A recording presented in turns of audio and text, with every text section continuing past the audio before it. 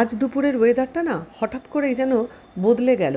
এক পশলা ঝমঝমিয়ে বৃষ্টি হলো, হালকা মেঘ ডাকছিল, তো ঠিক আছে, তাতে ক্ষতি নেই।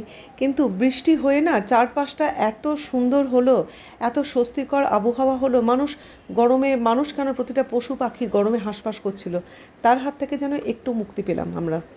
তো এই যে জনি সিম্বা খাচ্ছে, ওটা জনি খাচ্ছে লাল বাটিতে, কিন্তু লাল বাটিটা না সিম্বার বাটি। সিম্বা কিছুতেই নিজের বাটিতে খায় না, ও জনির বাটিতে খায়, মানে ওর বাবার বাটিতে খায়। ওভাবে জনির বাটিতে বোধহয় এক্সট্রা কিছু দেয়া আছে, ওর খুব আগ্রহ ওই জনির বাটিতে খাওয়ার। আর এই বৃষ্টি হচ্ছে বলে না আমার পথের যে বাচ্চারা আছে ওরা আমার বাড়ির ভেতরেই বসে থাকে।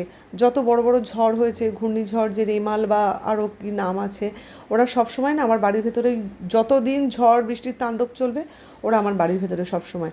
তো আমার মেয়ে একটা ডেলিভারি নিতে গিয়েছিল, তো ওর সাথেই একটু বাইরে বেরিয়েছিল, আবার ওই সব বাড়ির ভেতরে ঢুকে পড়বে।